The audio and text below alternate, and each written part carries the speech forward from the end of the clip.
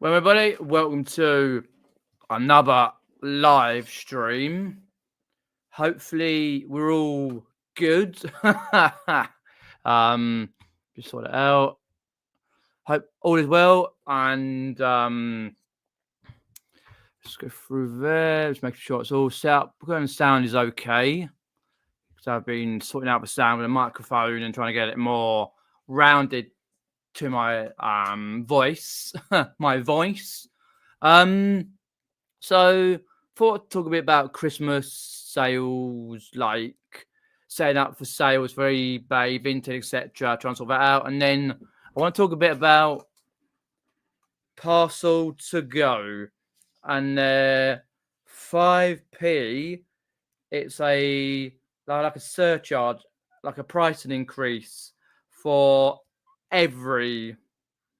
Which I had a message earlier. I've seen also on Instagram, people have been saying about it.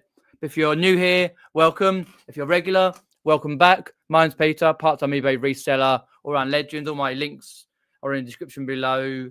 From a gaming channel, Quack Chat Gamer, where I play games live and do YouTube shorts, and to my Instagram page, Facebook page, etc., etc. So check all the links out down below. My Vinted, eBay profile, Ko-Fi page, etc., etc. Let's have a look there. If you want to ask any questions, pop them in the old side chat. There we go. So we've got Tom's popped in. Welcome, Tom. Cheers, popping in, mate. Suka Carper, Chris Tyler, and Antoinette Daly. If you've got any questions, as I say, pop them in the side chat. And I'll try and answer them when I can. So Christmas, that banned word until what date? Because like all the influencers have got their trees up and got their stuff ready. It's just like, wow, not a wow. It's like, wow, no. It's like you get your stuff up like week or two before November, like start to do it all. When you get cards, then you get this, that, and the other. And for us, like as resellers, we start early anyway.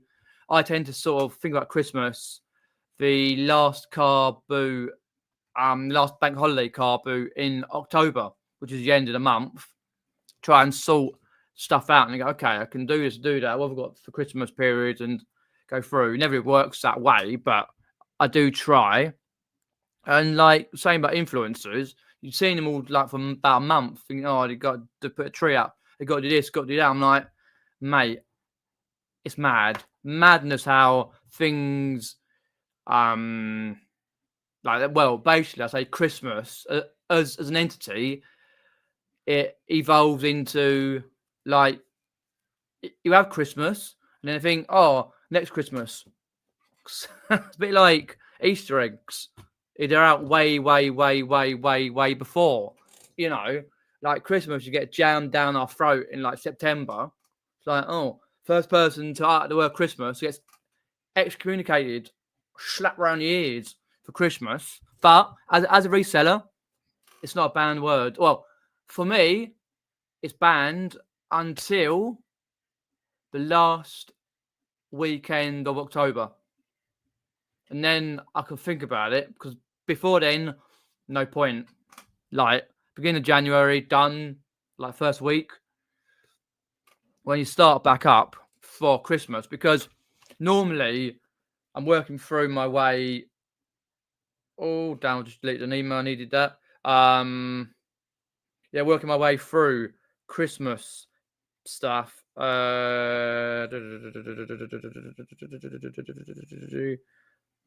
a daisy, press the wrong button on that. I need to go to there.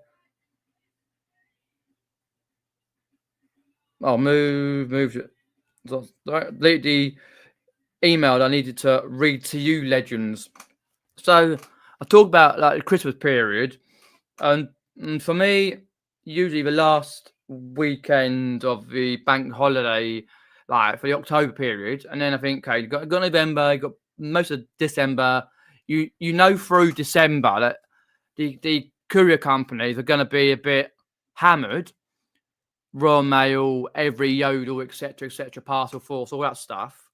And then you think, okay, right, when is the last posting dates? And then you find those out, which I have for Royal Mail. And you think, right, when am I going to stop doing eBay or close my shop? Or normally it's okay, depending on the bank holidays. I keep it open throughout.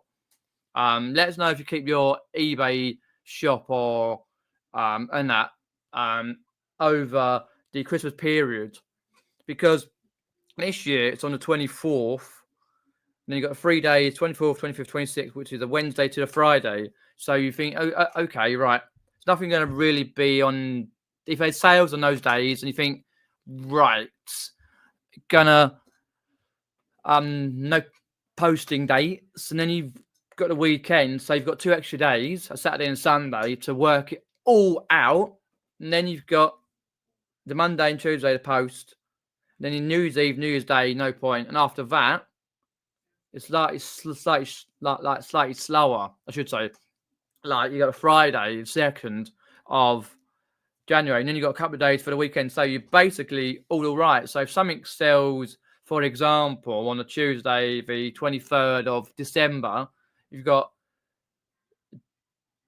the 3 days, the Wednesday to the Friday, perfectly fine, because eBay, one good thing they do, they recognize the holidays and stuff. And then you've got the Saturday and Sunday extra to get your parcel sorted out, ready for a Monday drop-off, which would be like very busy. And then you've got Tuesday, the Wednesday to Thursday, New Year's Eve, New Year's Day. And then you've got 1 day Friday, and then the weekend. So you basically got almost, like, you probably could leave it until the 2nd if you're having a break.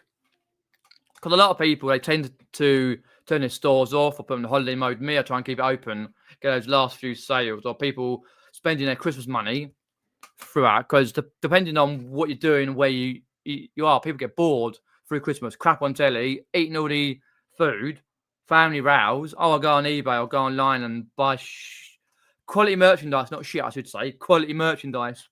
Let us know in the comment section on the side. Let me know in the comment section below or on the side chat what you do for Christmas period about your reselling business. Do you keep it open? Do you shut it? What do you do? Put on holiday mode. And that. So that's Christmas there and thereabouts. So you've got to think, like, as a reseller, forget like all the stores like Hamleys and Harrods with an A.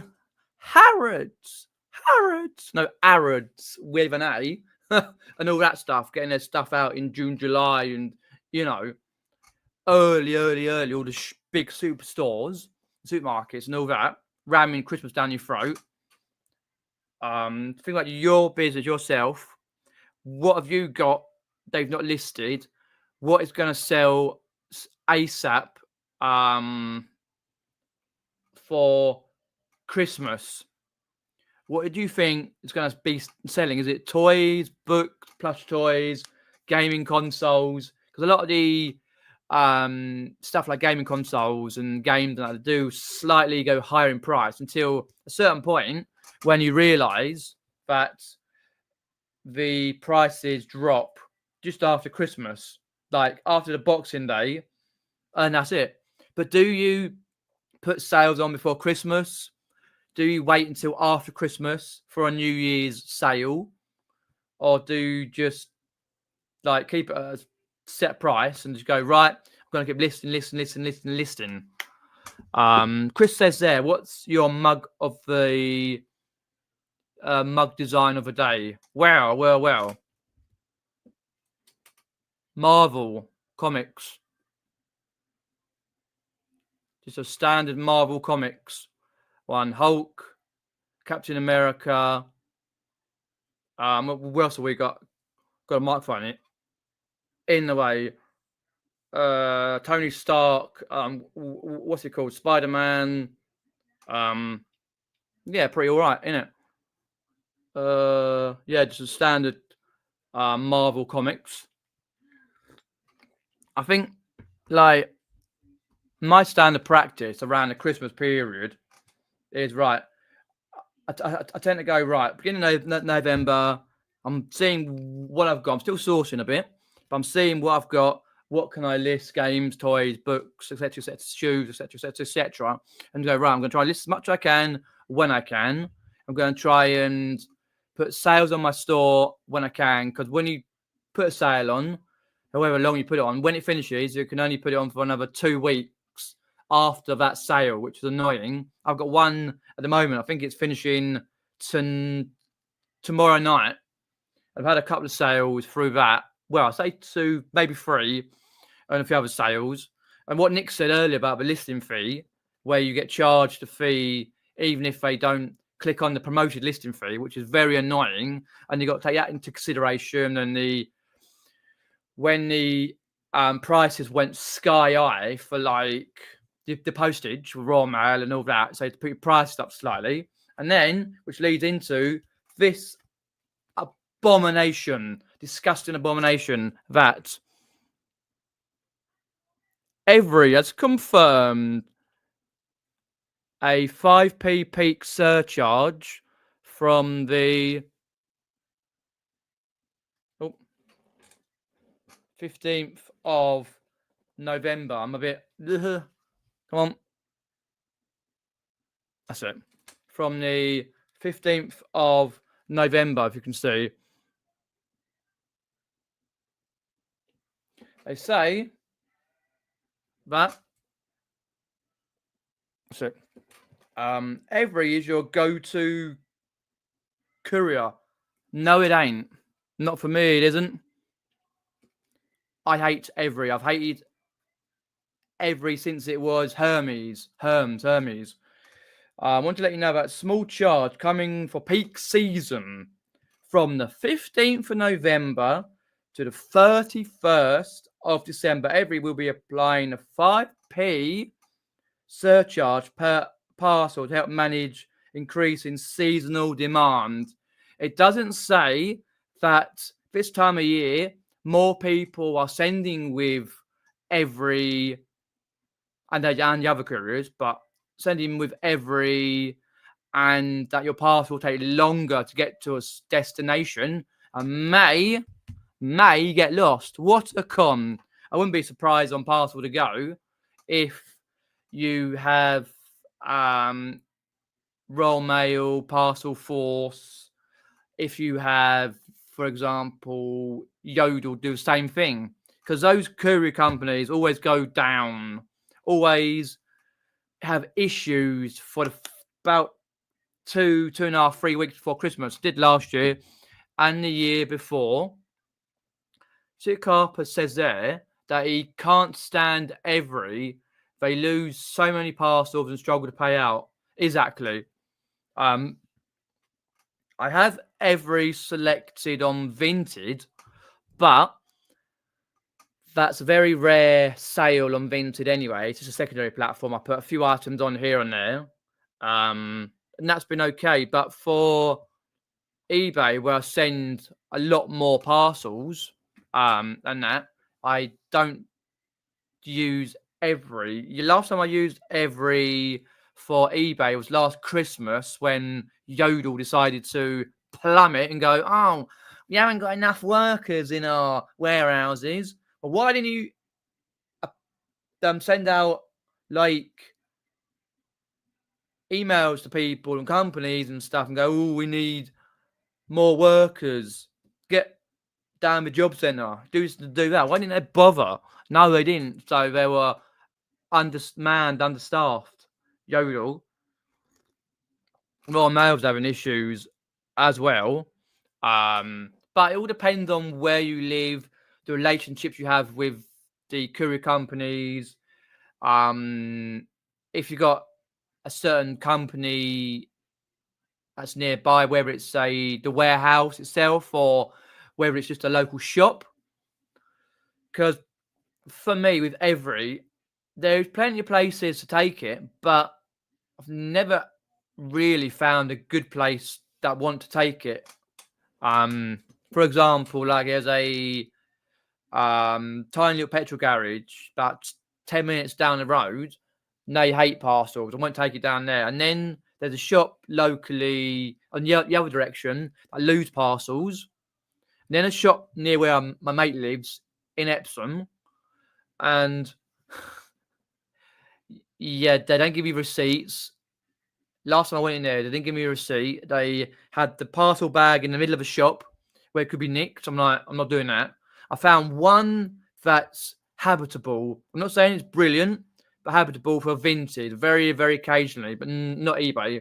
I use Royal Mail, anything under 16, anything under the 2 kilograms, 16 centimeters in height for the little tiny parcels and below, or Yodel for anything over 2 kilograms, which is working well because I've got 2 Royal Mail places locally, just inside shop. One in the Morrisons and one in just a convenient corner shop. And I've got a couple of places that take Yodel, but I tend to just use mainly one because the other one's bad for parking. Well, to be fair, they both are, but it just depends on where you live and the companies directly called like with the shop. If they're going to be polite and take your parcels, or they're going to be all right bastard about it. Chris says I have a great every lady, but it's what happens in between. Never had one go missing. Fair enough. That's a good thing to have. Like if you've got a great lady, but you never know what's going to happen between you dropping off the parcel to then the parcel being scanned, parcel being through a warehouse, through wherever else it's going, because it could go around the world via Litchfield by the what do you call it? The usual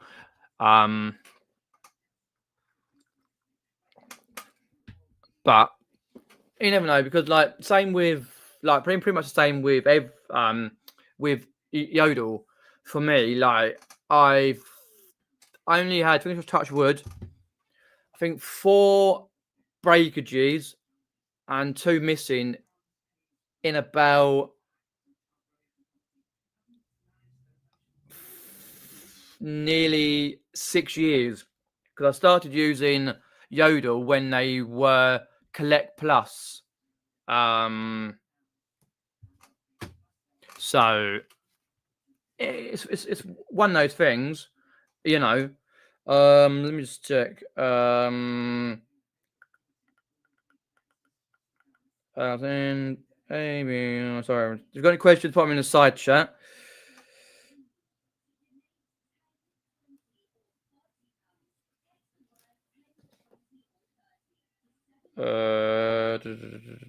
Global shipping program. I knew what it was. I just can't remember. But with surcharge for the 5p per parcel for every, is that going to mean that people who send hundreds and hundreds of parcels via every, not just Christmas period, but throughout, are they going to go, right, I've done thousands of parcels with every this year. Now they're trying to charge me for over a month a surcharge of 5p per parcel. And that's going to add up and add up and add up in the profits. Will I just go, well, for me, it's not worth it. If you're selling like, I should say, sending about 4 parcels a week with every, it doesn't matter. But if you're sending hundreds with every, that's got to be like over a 5 at least. My maths is shocking, to be fair. 0.5. Oh, 0.05 times 100. £5, yeah, £5 extra. If you're sending 1,000, then that's 15, I think. 50 quid. So it's quite expensive if you think about it. Like John Luke and Charlotte, they send, I think, every, do they? I know they have done every in the past. And they send in thousands per week. I know they do a lot of raw mail as well.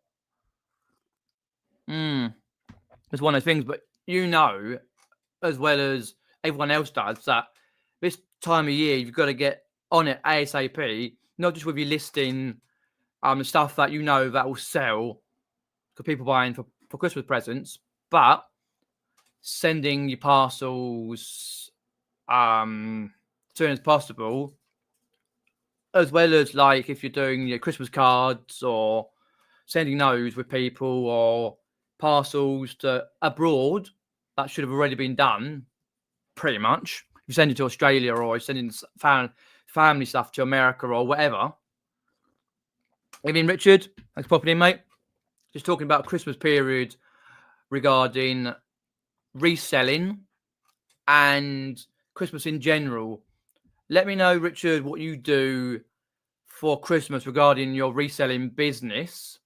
As I said, like for me, the end of October, when the last bank holiday weekend is, I think, right, I'm going to get on it. The first week of November, try and work through some stuff, work out what's happening. Doesn't always work like that, but just trying to get as much on as you can and try and work through the backlog, because this time of year I don't tend to source a lot, even though there is Carboots on other places.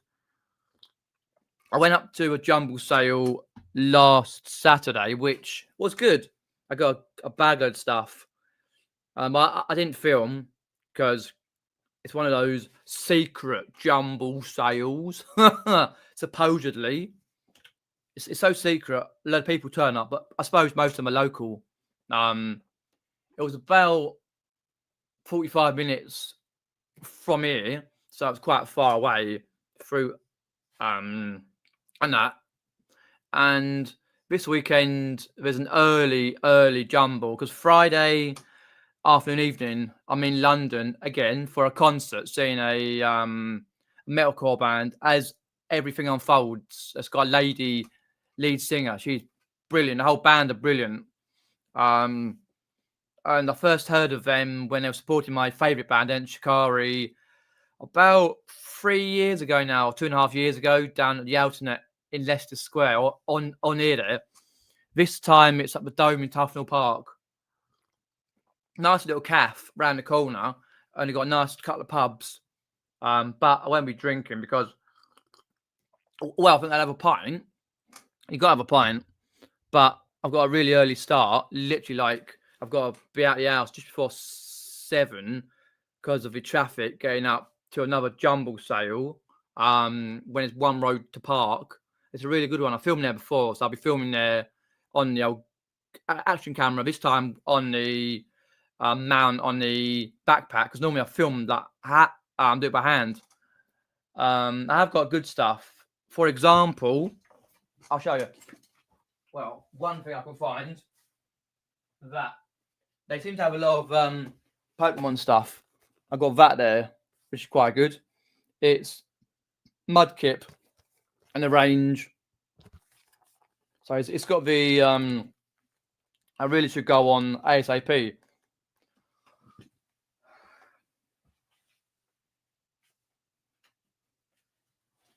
Because I did do a haul video on that after the footage. So I got a load of karate belts, but a lot of them were very dirty and they really weren't worth what I thought they were going to be worth. So some of those went to the old charity shop.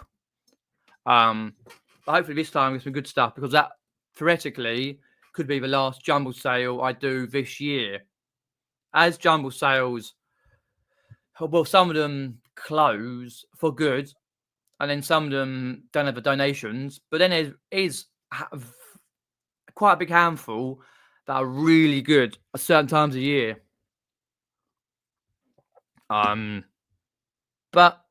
all you got to do is really enjoy this time of year, Christmas itself. If you're having family around or what, like, basically, I will be filming some day vlogs at times, like when we get our Christmas decorations out, because there's a lot going on at the moment, and I am getting out, hopefully, well, I say I'm hoping, fingers crossed, touch wood, to get out to the Kingston upon Thames Christmas markets and the charity shops. Shame the Oxfam charity shop in the high street closed down, but there will be some other charity shops there to film in and go in the markets and do a bit of shopping. But we're going to get our cards out either next week or the week after to do the cards, because I need to send certain people cards. And then the Christmas tree will go up the end of the month. A few decorations here because Dad's not here now. So what we'll do is the Christmas day we'll go up for an hour or so just to see him, wish him happy Christmas, see what's happening, you know. You get up, have a bite of the wheat, 2 chocolates, and then open a few prezzies, and then go up the care home, and then just like stay with him for an hour, and then come back because we've got turkey, and we've got food, and we've got a beer. You got to have a beer, haven't you? Beer or free. Watch some crappy films. Oh, to be fair though, there's usually some good films on. Die Hard, for example. But yeah, let's go through the chat. Cheers for popping in, appreciate that. And hopefully you will enjoy the videos to come, because there will be some reselling style videos, vlogs, and travel vlogs to come. So I've got one from Birmingham to come, which I'm hoping to edit on Thursday tomorrow. I might not be able to, so to bear with, but there is a reselling from a jumble to come, which I will be filming on Saturday. However tired I am. Antoinette says about Hermes / Every. For many years, that she's used Hermes / Every for many years, and they haven't lost or damaged a parcel yet. I send everything tracked, either with Every or Royal Mail. Well, that's a good thing that you've never had anything broken. Normally for me, it's around this time of year where like Disney mugs or beer steins get broken because of careless couriers. But with Royal Mail, I send with tracked 48. And obviously, Yodel for me is tracked anyway. So it just depends on where you live, where you can find the local shops or companies to deliver parcels with. B, how good they are. If they've got like, they can man their shop. See if the items are getting sent and not lost in the shop. And then obviously D, if the items are getting sent to the actual person through whichever company they're being collected, collected.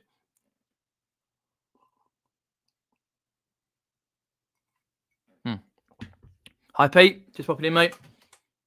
Popping in. Let's go up, see if you've got any questions. Yes, we have. From Richard Payne, the Payne Brothers. I'll keep my store open throughout Christmas and New Year. We'll post out any sales once deliveries start up again. Not looked at any dates, but Monday after Christmas, maybe. Right. Okay. I always tend to look at dates anyway, just the way my body is molded, you know. That's a good thing. That's what I try and do, keep it open, because the only time in the last about 5 years since actually, yeah, that's right. Last time I think last time was about 5 years ago through COVID, where I decided to take a little break and put my shop and holiday mode, right? I put it on holiday mode through, I think, partly through June or July or whenever it was, when Dad was going into a care home. I think for like over a week or two, put on to holiday mode. Still have some sales, but I had to say, like, when you put up a little message,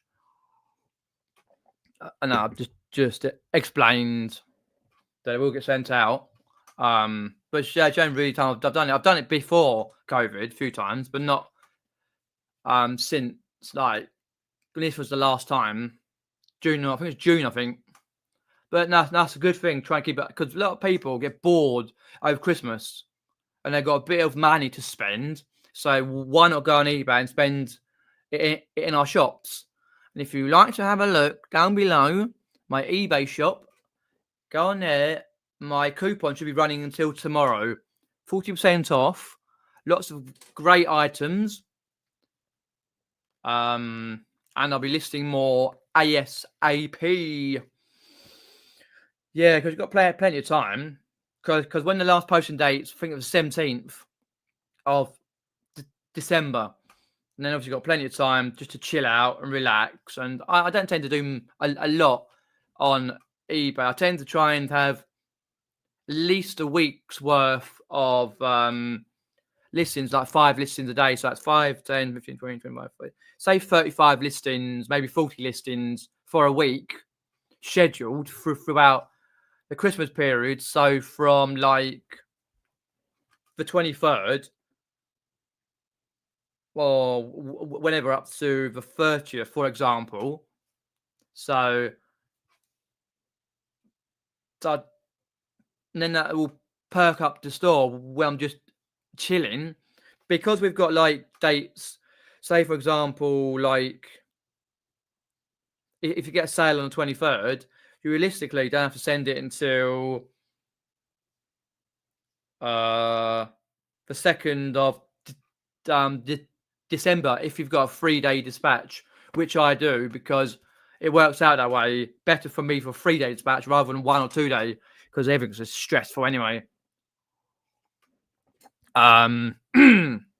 So you've got like the 24th, 5th, 6th, Wednesday to the Friday, Christmas Day is a Wednesday, Christmas Eve, sorry, is a Wednesday, Christmas Day is a Thursday, and Friday is Boxing Day. So you're fine with that. And then you've got Saturday, 2 extra days, Saturday and Sunday, which you didn't have last year. And then obviously you've got a Monday and Tuesday, which is 2 days.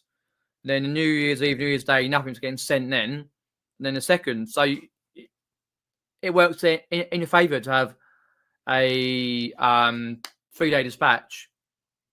I would only put my shop on holiday mode or turn it off completely if I was going like to see family miles and miles and miles away for the whole Christmas period. Other than that, it gets kept on. I look at it occasionally. I play games, chill out, play games live on my game channel, which I should do soon as. Right, let's have a look at the side chat. Richard says there, I send a lot via Every. Rarely have problems, but do have one at the moment. A buyer says not delivered. Tracking says it is, but photo is of a different parcel inside the car boot and someone's foot in the photo. Yeah, that is very annoying. On a £70 order. Ouch. What was it, by the way? Oh, excuse me. Because that's really annoying in that way when they're trying to scam you to get the refund back when the buyer says not delivered.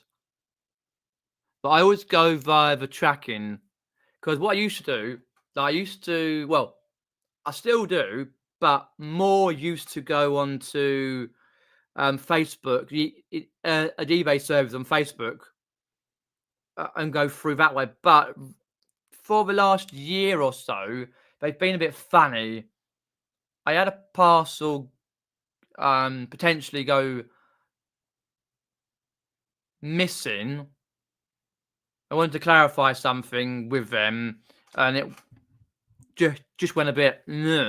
So I thought, you know what, eBay for business. You know what? But luckily, I don't have to use them very often. Yeah. But it's kind of annoying when that happens, because it's something else you've got to deal with, which stops you, say, half an hour, stop from doing something else and puts you behind doing something else. And it's a big chain, like where you go, oh, I can't do this because I'm doing this. But this is, I spent half an hour on this person because they said it's not delivered, but somebody else's photo, I put in a photo, you know. But it's very annoying. Probably end up sending out replacement order, as I believe the buyer is telling the truth on this one. Okay. Sometimes you have to give the buyer the benefit of the doubt. Normally, I'm the opposite. But the buyer is apparently always right. On some occasions, no, but you've got to give it the benefit of the doubt. But usually on that particular, I check the tracking on varying platforms. If it's like, for example, as you say, Every, I would go and check it on eBay, check it on Every's website, and then go, okay, right, does it match up? And if it does, you think, okay, that's there. I take a photograph or screenshot, I should say, of the tracking and send the person who brought the item, which was 2 headset docks, Richard said, a message and go, right, hi,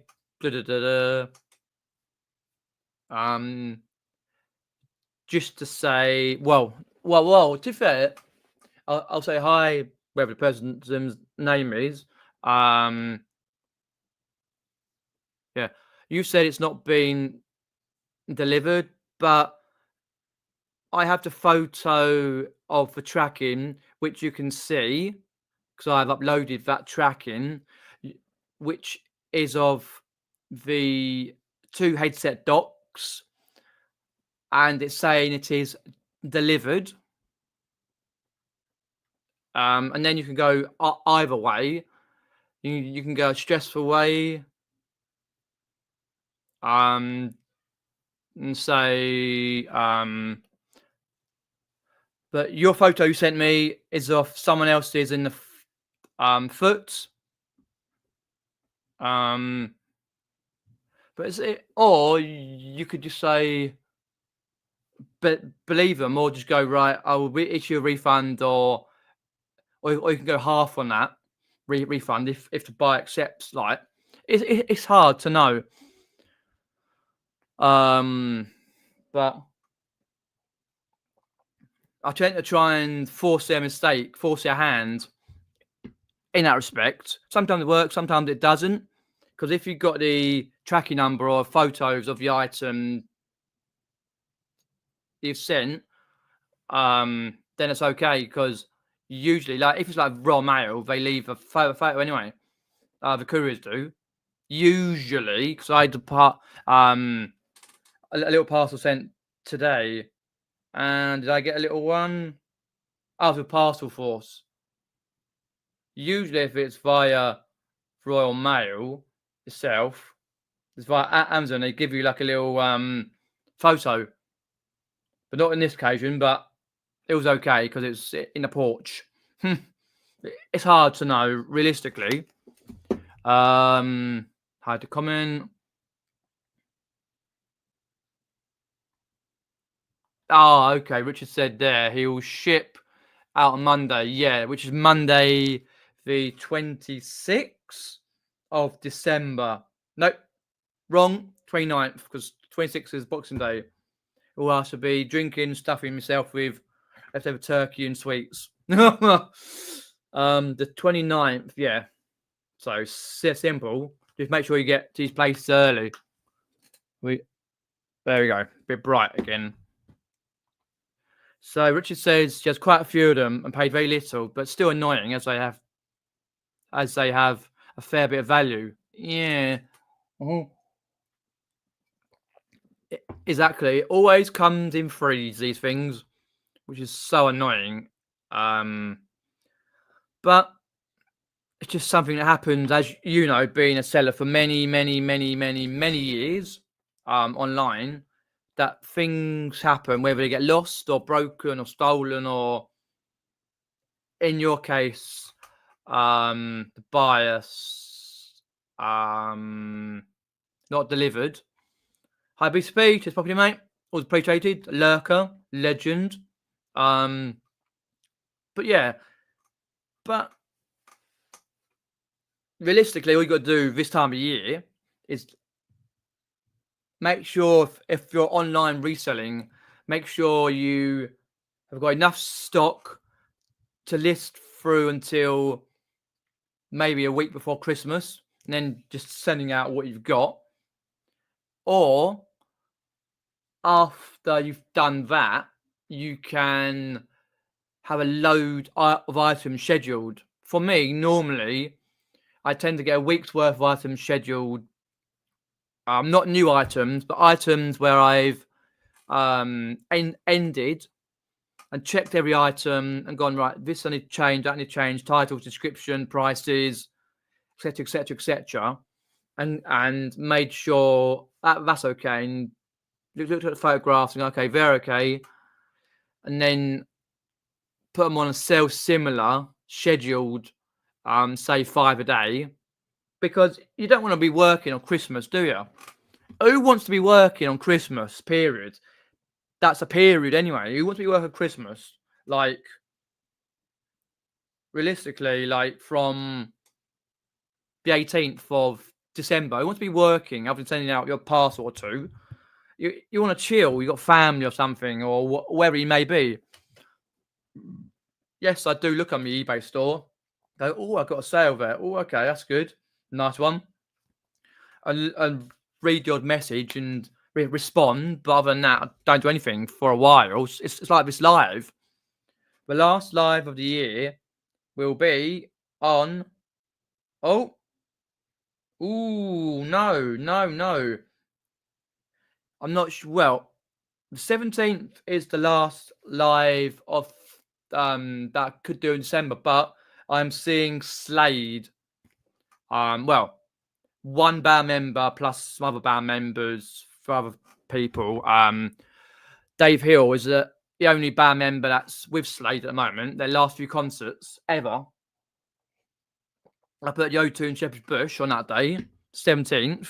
So that means I'll either have to do a live the day after, like a phone live, vertical thing, or leave it the last live on the 10th of December, and then usually have 2 weeks off. 1, 2, and then come back on the 7th. Maybe be 3 weeks, 2 weeks. I shall see, but can't wait for that on the live. If you've got any questions, put them in the old side chat. But what personally, like, reseller alert, what do you list this time of year? Or is it just the same old stuff you've been listing throughout? Because I know a lot of people who I've been talking to tend to list different items because they know the sell-through rate is much better at Christmas. You get a bit extra money, whether it's certain toys, gaming items, clothing, whatever, right? Talking about clothing, have you had to muck about changing your specifics, re-uploading your vintage photos and stuff for clothing, or are you okay? Because the sizing apparently it's been a bit well, they've changed the sizing apparently, so you've got to change all your sizing. Luckily, I don't have clothing on vintage. I've got VHS tapes, games, and other stuff on there. This is one of those things where it's like, oh well, since they introduced Vintage Pro, things have been going downhill slowly. They're like tortoise in the hare, gone down slowly. I thought Vintage was supposed to be like a nice little secondary platform, because a lot of people have been saying that, oh, I had to do some stuff, I had this issue, that issue, but then other people have been going, well, I've had this X amount of number of sales, this many sales in pounds, million, whatever it is. I'm like, well, good luck to you. Not everyone's that fortunate, you know, for the sales. But there you go. As well as ramping up eBay for Christmas period, I think Vinted is one to look out for as well, because yes, they have issues regarding the clothing sizing and the postage, and like, for example, them putting postage on for you without telling you, and then you get something sold and you're like, hang on a minute, I didn't have that selected. So now I've got to go all the way down to wherever it may be, something you don't have selected, whether it be an in-post locker or something, and the parcel don't fit in there. You're like, what can I do? Not a lot. But I think the other side of that is, like, if you can get it working perfectly or semi-perfectly, and you can get those sales through, I think people will be on Vinted through Christmas, before, during Christmas, and after Christmas, more than they will be on eBay. So I'm realistically going to have to work out, as well as for eBay, do it very, very, very soon, and think, what can I list on Vinted? Just a handful of items to keep it bolstered up, like try and do a few a week or something, because that's this secondary platform for me right now. I'll ramp it up hopefully next year. Oh, but let me know inside chat if you're going to be ramping up your Vinted, comparing with all the debacles lately, or are you going to leave that and concentrate on one other platform like eBay or Etsy or Depop or something? Let us know. But oh, dear me. Whoa, hello. Thank you for popping in. I'm not sure how to pronounce that, so I won't, but thanks for popping in. Cheers. Let me know what videos you like of mine, because I do all sorts of videos on the channel, where it's reselling. I go around charity shops, car boots, jumble sales.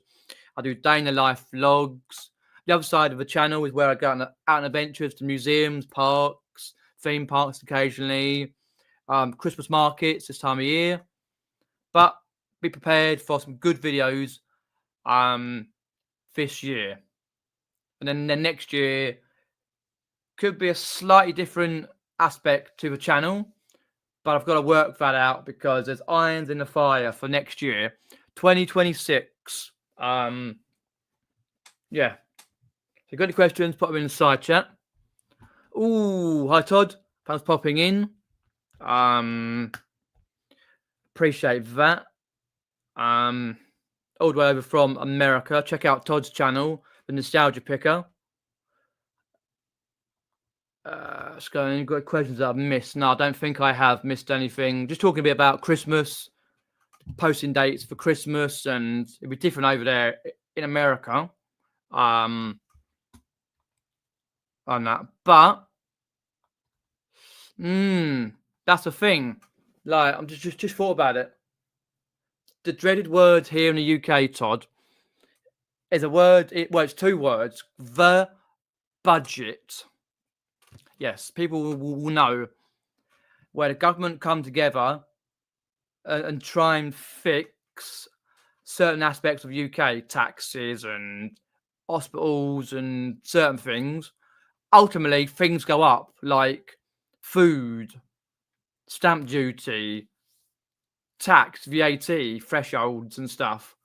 But if they reduce that, tax reduce. If they reduce that, a lot of businesses, small businesses, who don't meet the threshold at the moment, which is 90,000 for the VAT, if it's down to 30k, then they'll be thinking, ooh, can I run the business, whether it be a shop, an online reselling business, or what? But that's to come at the end of the month. So we'll be waiting for bated breath on that particular score. But as we know, everything's going to go up.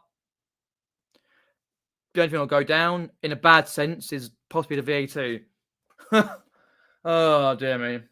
Dear.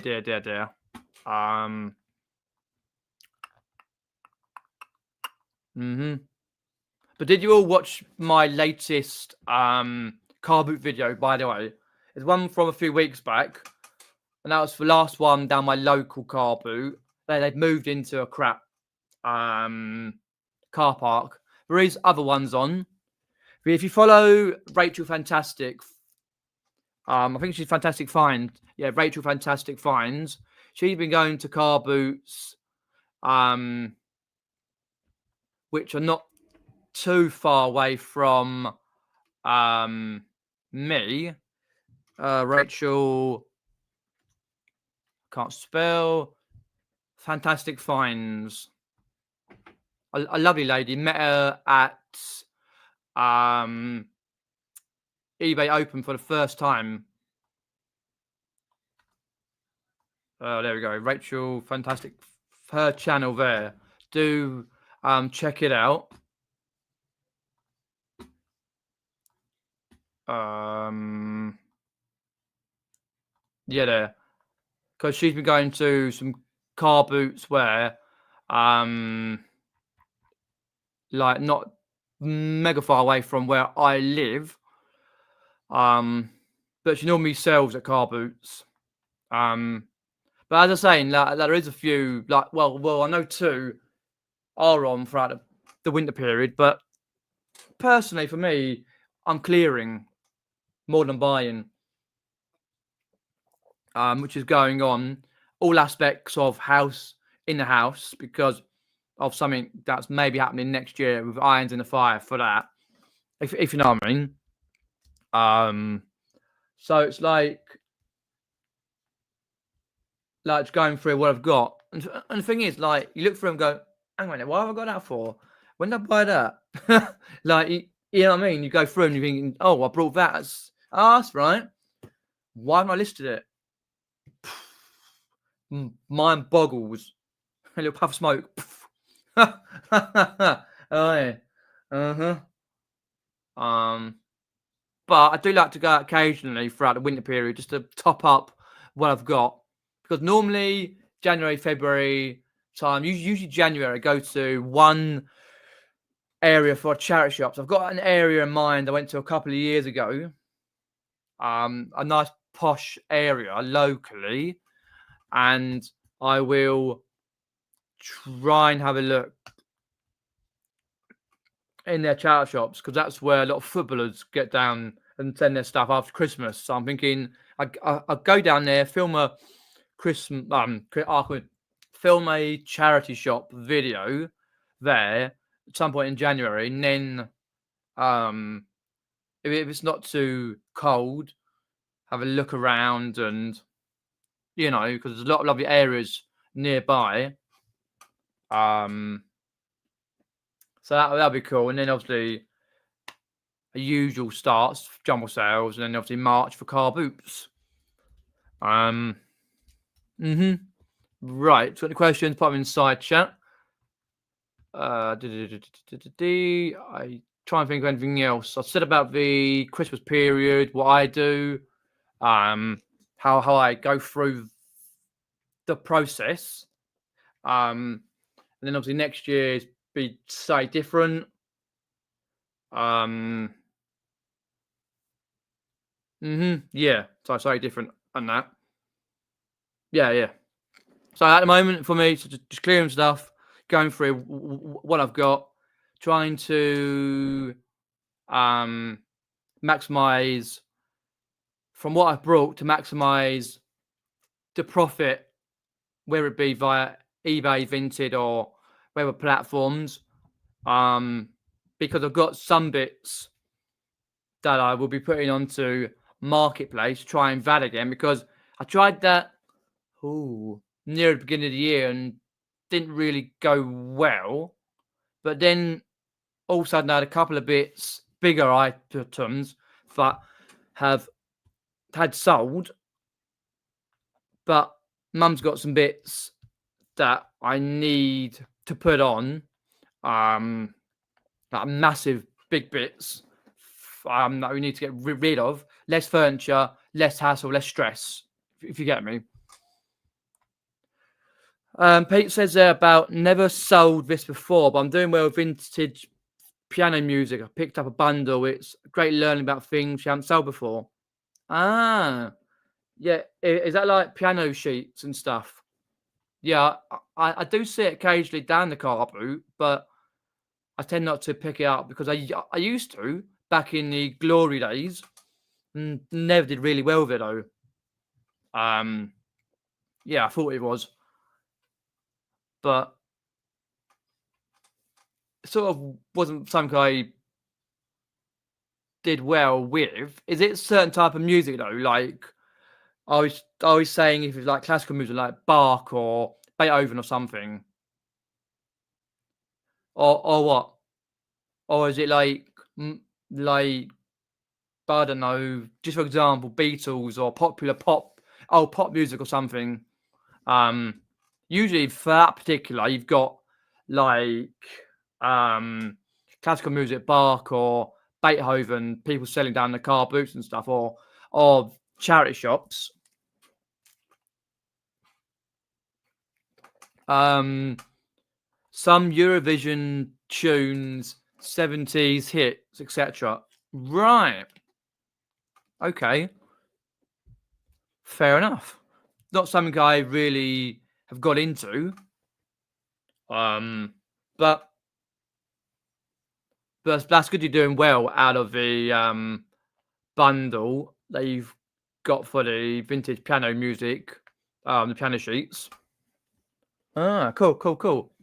Because like over the years, I've kind of like sold many things. I've said to you many times, ties, bags, um, oh, loads and loads of things.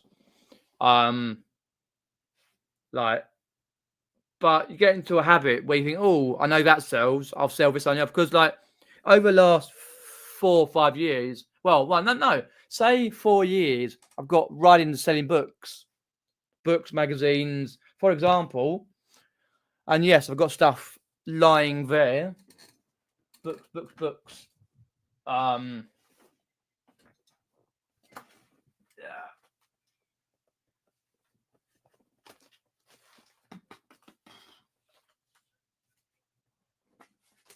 Oh, books like, for example, like little Mr. Toad. These Disney ones sell all right. So I went to a jumble sale last weekend, last Saturday, and had literally a quarter of a room full of books. I was like taking advantage because I'd seen a seniority lady who was there with a little money box. I thought, you know what, I ain't gonna go to her, say 50p a book or £6 a book. I'm like, no way. I'm gonna go to this guy. So I got a bundle here. How much for the bundle? And he was like, how many you got? Well, I don't know, but here's the bundle. What do you want? And he gave me a price. I think 20 quid in the end. And that was about 30 or 40p a book, which I was happy about because I don't want to spend too much on books.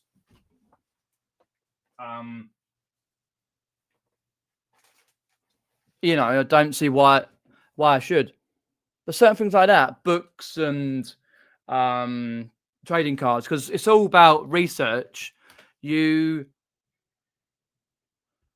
like you learn about these things over the years, not necessarily by watching others. Yes, you do learn for certain things about certain items when you watch other resellers or other people online, like whether it's about trading cards or if it's about books or something, whatever. You know, it's like when I pick up beer steins and I've done the big research for hours on that, going through websites and checking out what are the most common markings you need on a on a beer stein. So certain ones are different markings, or how to distinguish if one is fake or one hasn't got a very good picture on them, because a lot of the time the picture on the beer stein isn't very good. I don't think I've got one to hand. Like I might have actually. One sec. It's easier to show you rather than describe. Describe. Oh, I have. There we go. I got one to hand. There we go. Got one to hand. So firstly, well, I say firstly, for me, I look up the lid just to see if the lid's okay, because here you've got the metal bit where it's fused in, and sometimes it's a bit very like wobbly. And then you look at a picture and think, right, is that picture okay? Or not? I'm not sure where that is. It's Germany somewhere. Olden Germany. So, because sometimes it tells you where it is, or sometimes it's in German or Austrian. And then you got markings at the bottom. I've actually done I think a video and a YouTube short on this a number of years ago. I think 2 years ago, I think. And then you look inside, because a lot of the times there's black stuff inside. And you've got to do the sniff test. It always gets cleaned inside when I bring it home. And then the main thing you look out for is cracks anywhere in the beer stein. Usually at the handle, to see at the handle, if there's a little crack in there, don't touch it, because if someone's got eagle eyes via, even if you photograph the crack in the handle, so if someone's got eagle eyes, then they'll pick it up, because 9 times out of 10, people don't look at photographs, but I tend to avoid those ones. There is ones where you get musical ones at the bottom where you play some sort of sound. I remember years ago picking up a musical beer stein from a jumble trail, and that well, basically it's a weird thing. There was a cat on a wall, a stroked little cat, and then the next store along where I found this beer stein, I think 2021, where I started to pick them up. I found it and I played the music. I was saying to a lady, do you know what the music is? And she was like, no, I'm not sure what the music is on this beer stein. So I said to her, like, I kind of recognize the music because some sort of popular music of yesteryear. Sometimes nursery rhymes, but this will go for 20 quid. The musical ones, 25 to 30 all day long. But this is a nice one because this is from my last my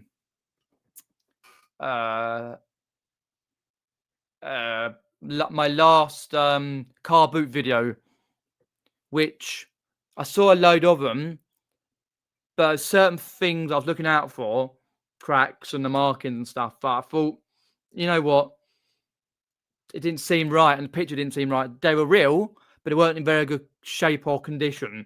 So I thought, you know what, I'll leave those, pick this one up for a few quid or whatever it is. I don't tend to pay more than £4 because you only get £20 back for these. Anyway, Pete's saying there about, I like when you find the beer steins from the car boot. There we go. I don't know what to look out for with them, but I'm learning whilst watching your videos. Thank you. Yep. There is sites online where you can find out. Don't know if I can find them right now.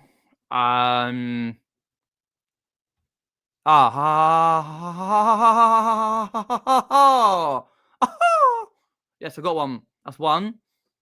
I don't know if I got the other one. Because I've got a load of bookmarks on this Google, and I've got one on the Explorer. But not a German packaging act. We don't hear about that. Poshmark. What fucking I've got a Poshmark for on here? That's getting deleted. Last Sweet. See, it's Monday. Design for scarves. Got everything on here. German beer steins. That's the only one I've got on there now. I can find German beer steins.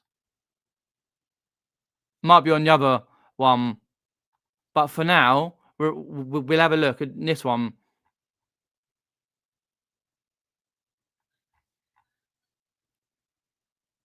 Oh, is that not the one?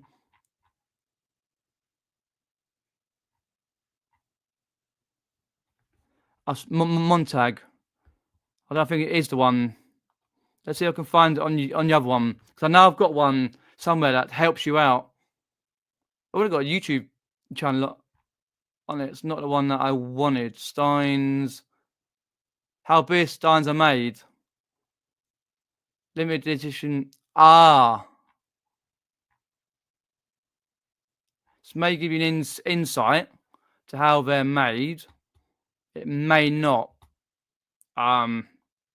Chris. Pete, sorry. Talking about Chris. That's one of them, the sites. Even George, thanks properly, mate. They can be, you know. So, because I have a secondary packing company, my mother helps out packing. Lovely to have something to help out packing, to make it faster enterprise. So you get the bubble wrap around, and then you make sure you've got a box slightly bigger than what you've got, and then it's cardboard bubble wrap, and it can be very difficult to ship. But I've only ever had, fingers crossed touch wood, a couple of breakages. You've got to make sure you bubble wrap every bit. Usually using like double bubble on, especially this side, that gets bent quite easily, and then the handle as well. Then if you've got a box, you can like put cardboard over it and basically put it into a dome. It can be hard to ship, but they sell well. It's a shame that I don't ship to Germany anymore, because I used to sell a fair amount to Germany. They're slow sellers, but when they sell, usually sell like in 2s or 3s. Let me have a look, see if I can find the other one. Favorites. Okay, I've got that one. Beer steins. Have a look. Bob the Builder and Friends. No, that's not the one I wanted.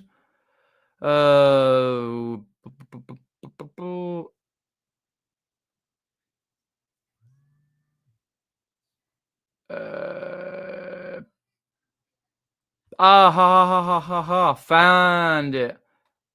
There we go. Found it. If you go to Wikipedia, type in beer steins, tank of mugs, then you can differentiate the pros and cons. The pros and cons. There we go. I've got them. That's a site I've given you already. This is another site called Homebrew Academy, which the page I've got, valuable German beer stein markings, how to identify and authenticate, which I'll place here. This is one of them. About beer steins, how to authenticate the beer steins, and in this one, I've given you that one already about how beer steins are made on the Montag site. Is that one? Oh no. No, we've got one more.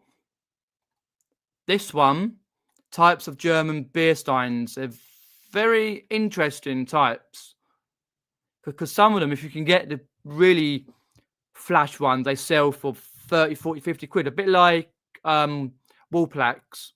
They sell for really good money. Something oddly that there we go. There's the other one. Types of beer steins. 2 there. Types of beer steins and the valuable the markings on beer steins. Something like, if I had room and basically if I've had room, I would love to collect these. Weirdly, they get very dusty, but something so simple and what's the other word? Satisfying. That's the word. Satisfying about collecting these lovely pieces of beer steins. Like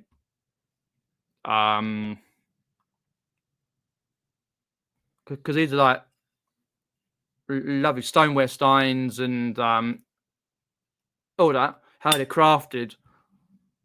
I will pop there. Let's have a look. Sorry, I keep looking over because I've got the set up to my voice. Because I had it over there and a bit like further away. Wrong button. I've been doing this how long? Get the right button, you silly Billy. Hey, oh, don't worry, mate. Flip mode. Tim, just popping in. No, that's the wrong one. That's the right one. That's all. I want to share screen. The entire of that. There.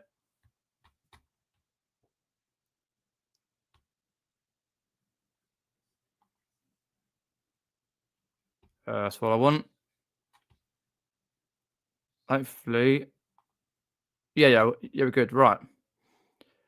There we go. Right.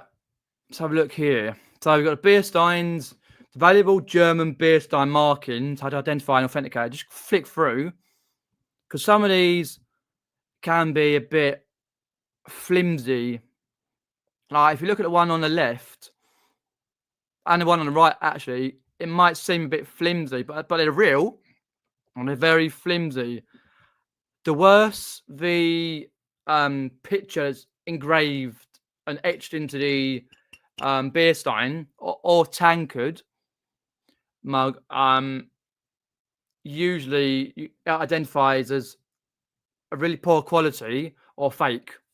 And I've brought a couple of fakes over the years where it's like, oh no, I spent X amount of money on. So it's just like you learn. So what's an authentic German beer stein? These here.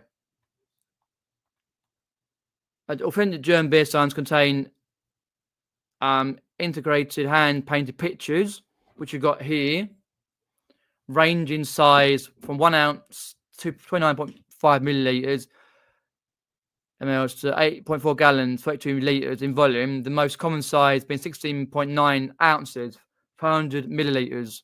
And then obviously you can see, if you look at the Oktoberfest, they usually go from there. But it's a shame with the German Packaging Act, which a couple of years ago had to not sell to Germany. Well, I had a lot that did sell to Germany, but it's a shame because like they buy their own stuff back. Yeah, you go. The old antique German beer steins, the more valuable they have. As you can see, some pictures and stuff. These are lovely ones. As I say, if I had the room, I would collect. But I don't have the room, so I don't collect, and I need to scale back what I've got collection-wise. Popularity in European ones, and then the modern day ones. As you can see, some of these,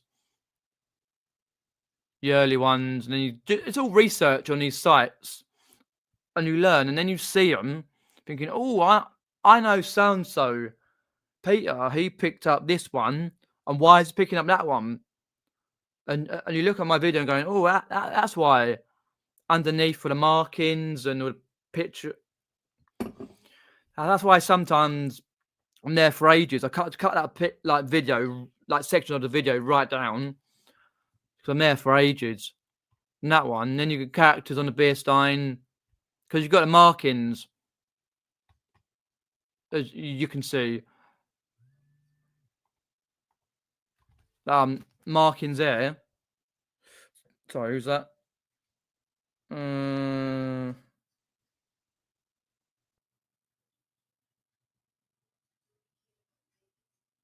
have a look at it. Okay, I'll look at it later. Here, like made in Germany. Some of them made in West Germany before the fall of the Berlin Wall.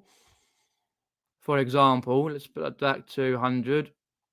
And then obviously the country of origin makers markings. And then you've got a load of those. So this one, types of beer collection, it's quite interesting. I know I find it interesting. Stoneware. You can get glass ones that do well, but very hard to ship a glass beer stein. you need a hell of a lot of bubble wrap and it to be enclosed really like tightly. Stop sharing there. Right. That's a bit about beer steins and stuff. But I tend to get them at, mainly at Carboots, and they don't sell too quickly. But when they do, it's an interesting sale because I always like doing research. My favorite part about reselling is research. I know it may sound odd and weird and alien to you lot, but the research is, I find, is king. Is the thing that I'm thinking, oh, interesting, because I've got a brand of knowledge. Blame the Asperger's, because it works itself out. Like, think, oh, okay, I've got this, that, and the other, and you're like, okay, like this or something, or researching, or even if you're just researching, I don't know,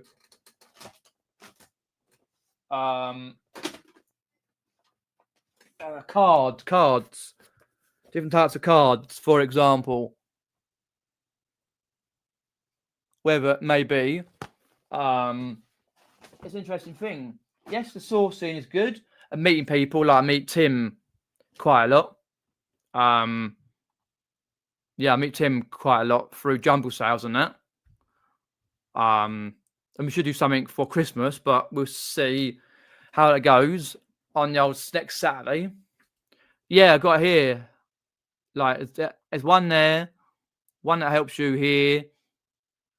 I'll put them in the description below of this video when I can. I'm not sure if I can put it straight away, but it's always interesting to find the sites, because I've got sites for everything that you need to learn. Because it was like learning about Pokemon cards, how to identify a Pokemon card, if it's fake or not. You're like, ooh, interesting. You know, but that's just things that I like and like to do, and a bit about Christmas period for resellers, and just enjoy your Christmas. That's what I'm gonna say. But thanks for hopping in once again. I should be back next Wednesday. I'll let you know if I'm not back on Wednesday, the web. But check out my videos, because there hopefully be some to come before then. And subscribe for more content on this channel and my gaming channel. And like, share, subscribe. And I'll catch you in the next video or live, whenever it may be, soon. Take care, everyone. Cheers for popping in.